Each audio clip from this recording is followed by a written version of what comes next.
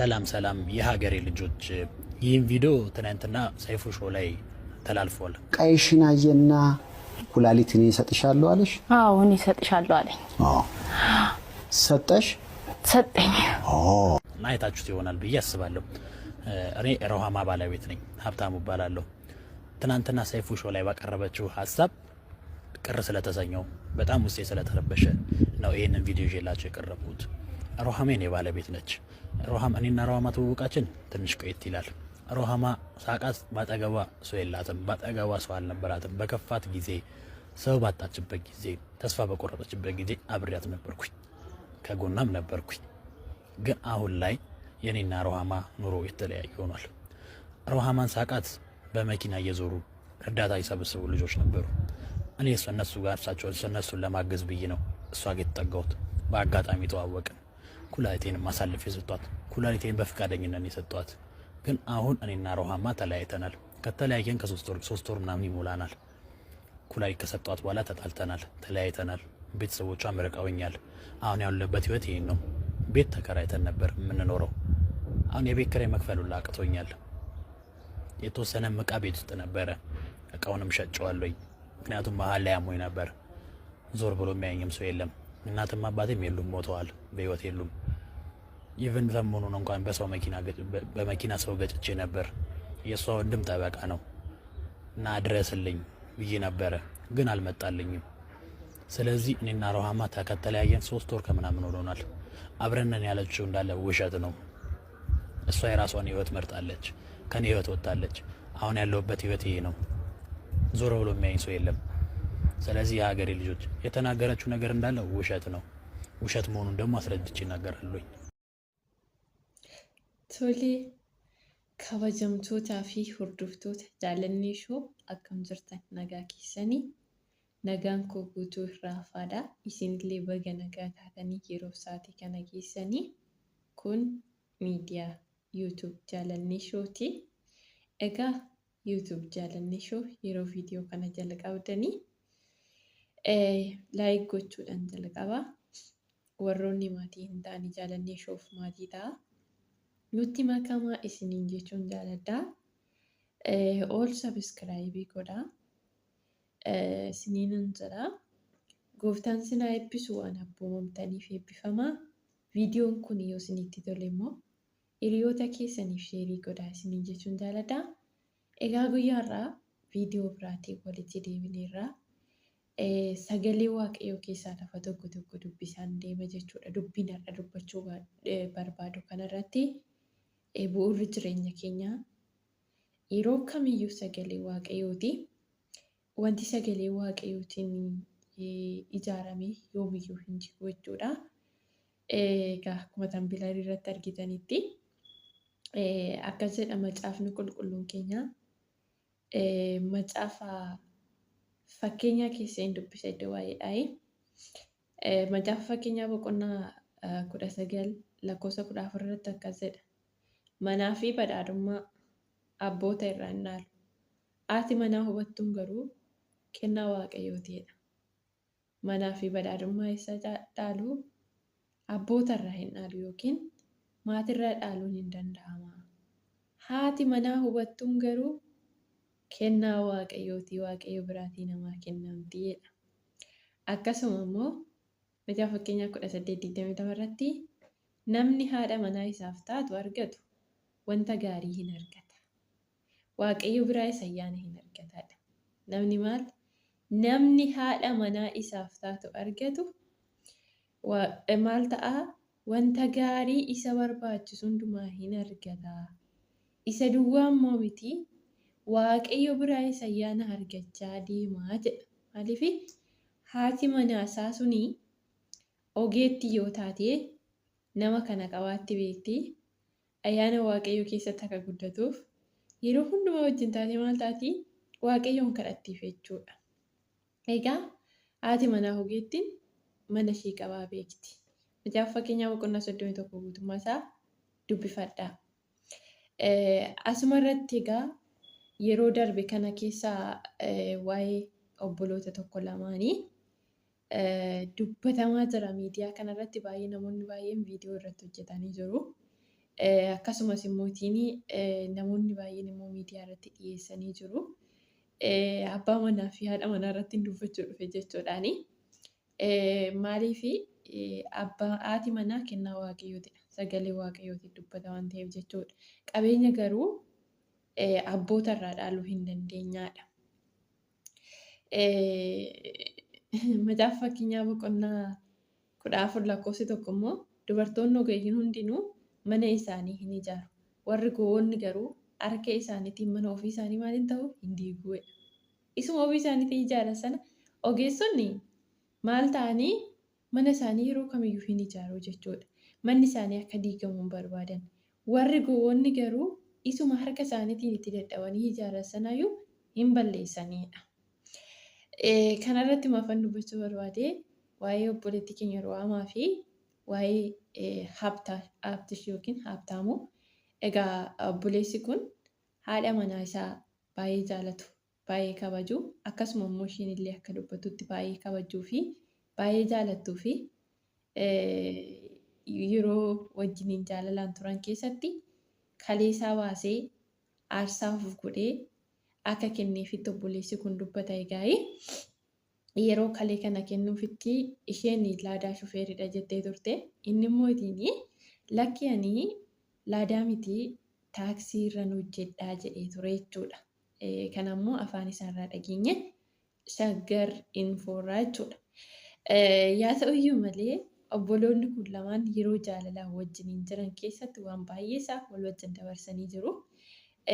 Obboleessi kun kaffaltii tokko malee baasii tokko malee osoo isheen makiinadhaa gara makiinaatti taaksiidhaa gara taaksiitti deemtee karaarra dhaabbattee kaleen ishee kun kan feelii jalaa ta'e akka fayyuuf maallaqa kadhachaa jirtuuti kan isaan wal baranii. Achuma wal baranii egaa wajjiniin jireenya jalqabanii. Kana gidduutti egaa obboleessi kun kaleessaa akka kennuufii qabu walii galee. Egaa kaleessaa kennuudhaan walii galanii booddee immoo wanta hundumaayyuu mallatteessanii xumuranii baay'ee maatiin isaa yoo siif ta'a ta'ee isaayyuu haadhaa fi abbaa hin qabu. Haadha hin qabu. Haadha buddeenaa qaba. Isheen immoo siif taate taanaan homaa rakkoon qabu jedhanii ni turanii.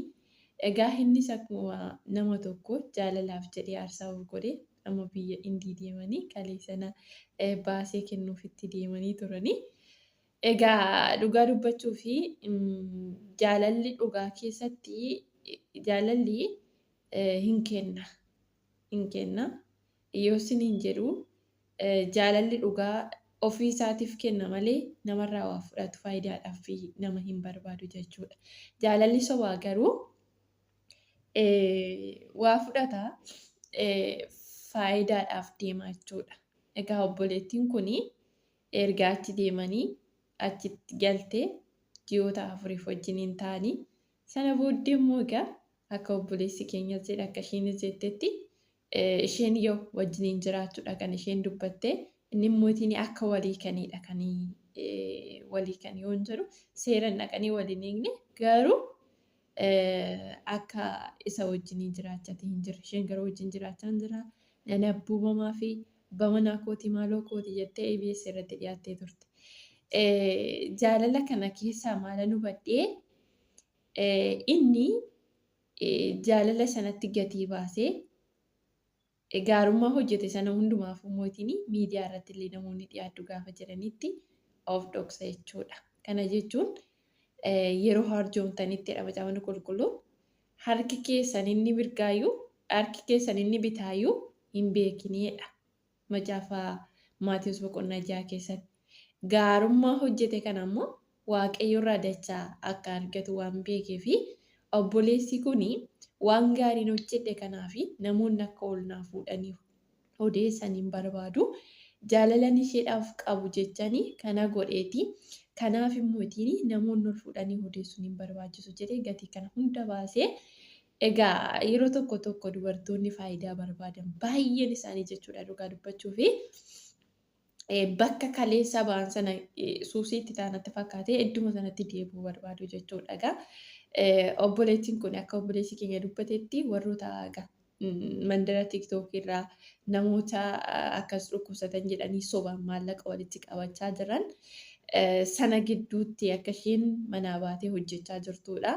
Hojii kana hin hojjetinii. Hojii kana hojjetta taanaan maallaqaa fi ana addaan filadhu jennaan maallaqa filattee mana ishee hiiktee baddee jechuudha. Kanaaf macaafni qulqulluun keenya warri ogeeyyiin maal ta'anii mana isaanii maaliin ta'uu hin ijaarratu ogummaa fi hubannaadhaan qabatu jechuudha.